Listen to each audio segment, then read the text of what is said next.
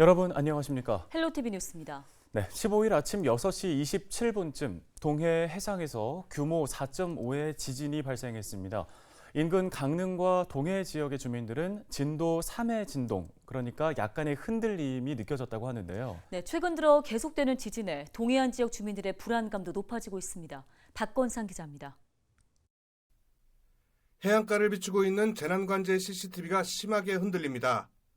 바닷가는 물론 동해시 청곡동에서도 진동이 느껴집니다. 15일 오전 6시 27분쯤 동해시 북동쪽 59km 해상에서 규모 4.5, 진도 3의 지진이 발생했습니다. 진원 깊이는 해수면에서 32km로 추정됩니다. 규모 4.5의 지진은 올해 한반도에서 발생한 지진 가운데 가장 강력한 지진입니다. 지진으로 인한 진동은 동해는 물론 강릉과 삼척에서도 느낄 수 있었습니다. 진도 3은 높은 건물에 있는 사람은 크게 흔들림을 느낄 수 있고 정지된 차가 조금씩 움직이는 정도입니다. 실제 진원지는 강릉과 더 가까워 강릉 시민들이 느끼는 진동은 상대적으로 컸습니다. 제가 그때 잠이 다 깨서 소파에 이렇게 있었는데 예. 르륵 하면서 뭐가 집이 흔들리는 거죠. 뉴스를 봤더니 자막이 자막이 올라가가지고 너무 놀래가지고 남편이 금산리에 시아버지한테 갔는데 놀래가지고 제가 얼른 전화했죠. 그랬더니 거기서도 진동을 느꼈다 이러더라고. 강원소방본부는 동해와 강릉, 삼척에서 흔들림을 느꼈다는 신고가 18건 접수됐다고 밝혔습니다. 다만 피해 신고는 없었습니다. 김지태 강원도지사도 강릉시에 있는 지진 가속도 계측기 실태를 점검했습니다. 이 자리에서 지진 상황에 대한 브리핑을 듣고 주민들의 안전을 위해 지속적인 모니터링과 대책 마련을 당부했습니다. 확실하게 이제 초기부터 모니터링을 하고 좀 비상 대응 체계를 다시 한 번 더 확립을 하고 있습니다. 면밀히 좀 이거를 좀 들여다보고 있을 테니까요. 너무 그렇게 걱정하시지는 마십시오. 그래도 저희들 지속적으로 모니터링 해나가겠습니다.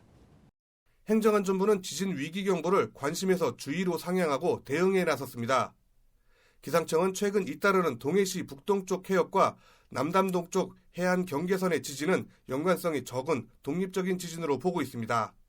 하지만 전문가들 사이에서도 단층별로 지진 발생 원리 등에 대해서는 이견이 많은 만큼 주민들의 불안을 잠재우기 위해서라도 전문적인 연구조사가 시급하다는 지적입니다. 헬로티비 뉴스 박건상입니다.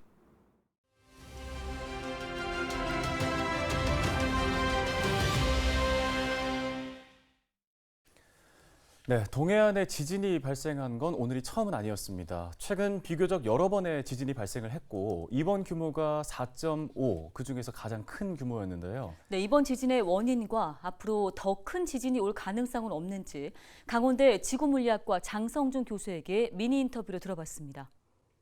네, 동해에서 지금 계속적으로 지진이 발생을 하고 있고 그로 인해서 국민들의 불안도 심할 텐데 그러니까 며칠 전에서 발생한 그 지진 중에서 최대 규모의 지진이 3.5였는데 오늘은 규모가 1이 커졌어요. 그래서 숫자 1밖에 커진 것처럼 보이지 않지만 에너지로는 32배가 커졌습니다. 그러니까 엄청나게 큰 규모의 지진이 오늘 발생을 한 거죠. 이전에 발생한 지진에 비해서는요.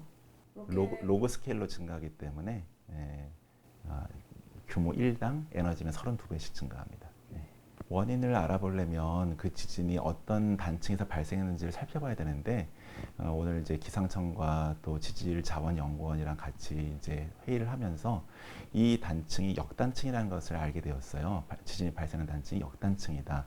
역단층이라 하는 것은 압축 응력이 가해진 곳에서 발생하는 단층이어서 대표적인 것은 일본 해고라든지 판이 섭입하는 곳에서 발생한 지진이 역단층입니다. 그래서 이 동해가 지금 현재 원래는 동해가 처음 생겼을 때 인자 응력이 가해져서 확장이 되었는데 지금은 다시 압축 응력이 가해지면서 동해가 축소되는 이런 단계에 있거든요. 그래서 그런 압축 응력이 가해져서 발생한 지진으로 생각이 됩니다.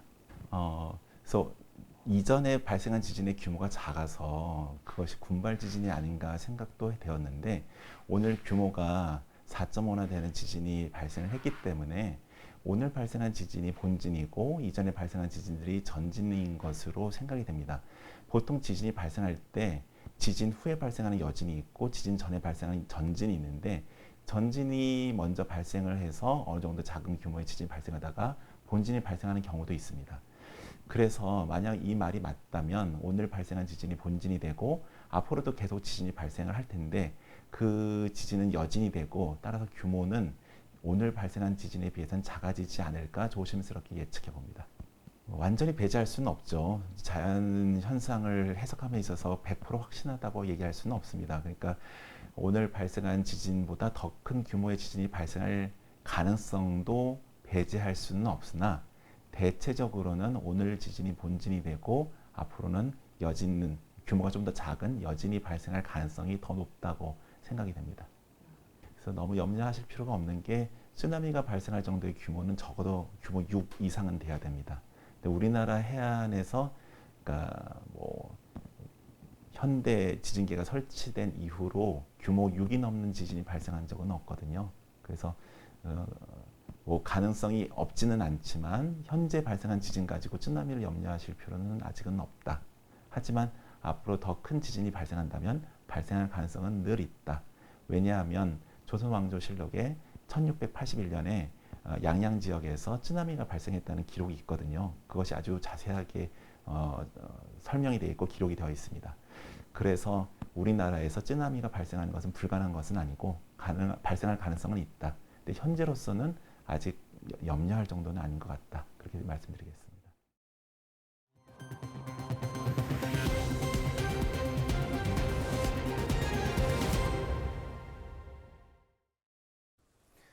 네, 5월 15일 스승의 날입니다. 스승에 대한 존경과 존중을 다시 한번 생각하는 날인데요. 하지만 지금의 우리 교단은 이런 존경과 존중을 찾아보기가 어려워지는 것 같습니다. 네, 교권 침해로 교사 5명 중 4명이 사직을 고민하고 있고 심지어 정신과 치료도 받은 사람들이 있습니다. 정승환 기자가 전해드립니다. 스승의 그림자도 밟지 않는다. 스승에 대한 존경이 담긴 이 말은 옛말이 됐습니다. 지난해 강원도 교육청에 접수된 교육활동 침해 사례는 150여 건. 해마다 100여 건 이상의 교권 침해 신고가 접수되고 있습니다. 학생 인권은 강화된 제도의 울타리 아래 보호를 받고 있는 반면 교사의 교권은 제도적 미비로 무너져 내리고 있습니다. 강원도 내 한 교사는 최근 학부모들에게 잇따라 협박 전화를 받았습니다. 자녀가 학교 폭력으로 징계를 받아 불만을 품은 건데 학부모들은 욕설도 서슴지 않았습니다. 또 다른 교사는 학생 지도 문제로 수업 중에 거센 항의를 받았습니다. 수업 중에 근데 그 아버님께서 크게 소리를 지르며 문을 벌컥 열고 들어오셔서 이제 우리 애가 뭘 잘못했길래 대체 혼을 내냐 하면서 애들 앞에서 막 소리를 굉장히 충격적인 일이었는데 교육활동 중에 불만 상황을 저한테 직접 물어보시지 않고 그냥 이렇게 교장실로 바로 찾아가서 그렇게 한다는 거에 대해서 굉장히 이제 담임교사로서 좀 무력감을 느끼고. 교권 침해가 발생할 경우 교권보호위원회를 통해 학생에게 징계를 내릴 수 있습니다. 하지만 학부모 항의 등을 우려해 처분은 물론 신고도 쉽지 않습니다. 학부모에 의한 교권 침해는 대처가 더 어렵습니다. 현재 그 제도상 대부분의 프로그램들은 교육활동 침해 사안이 발생한 이후에 교원들을 지원하는 제도 위주로 구성이 되어 있습니다. 학생에 의한 교육활동 침해 사안이 발생했다고 해서 바로바로 신고하시거나 모든 사안이 접수된다고 볼 수는 없거든요. 교사노동조합연맹이 최근 조합원 만여 명을 대상으로 온라인 설문조사를 진행한 결과 교권 침해 등으로 인해 교직 생활에 불만족을 나타낸 응답은 약 70%에 달했고 최근 5년간 교권 침해로 정신과 치료나 상담을 받았다는 응답도 약 25%로 나타났습니다. 교권 보호로 인한 제도적 장치가 미비해 학교 현장의 교사들은 사실상 인권 사각지대에 내몰리고 있는 상황.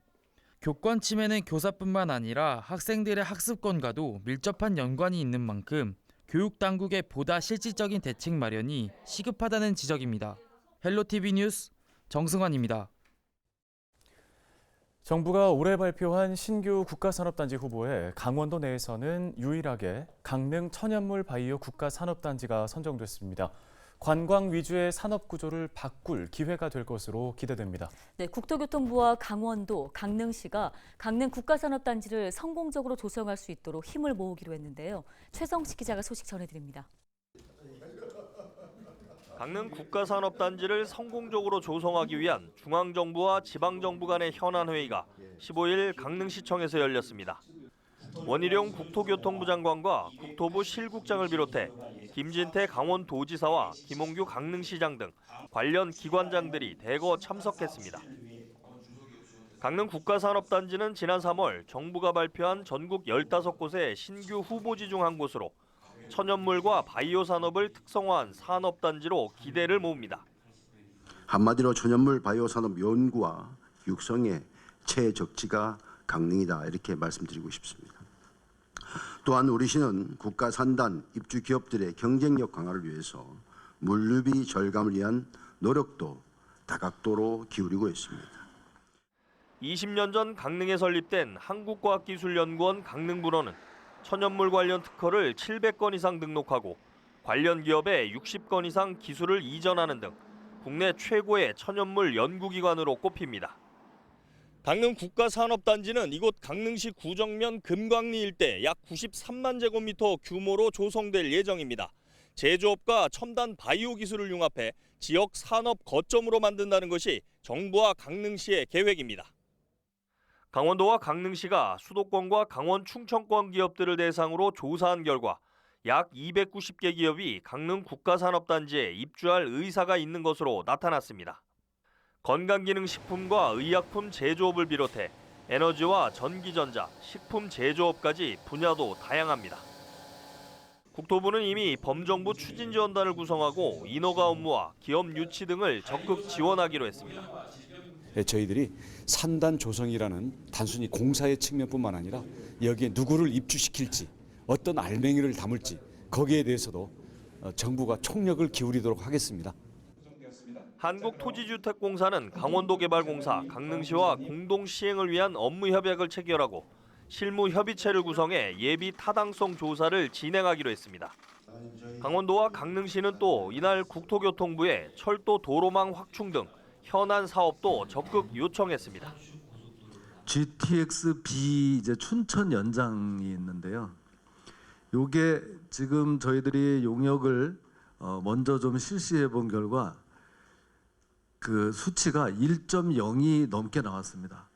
역대 최고의 수치를 나온 것이니만큼 국토부에서 또 이거 그 국가 그 철도망 사업에 좀 포함되도록 좀 꼭 부탁드립니다.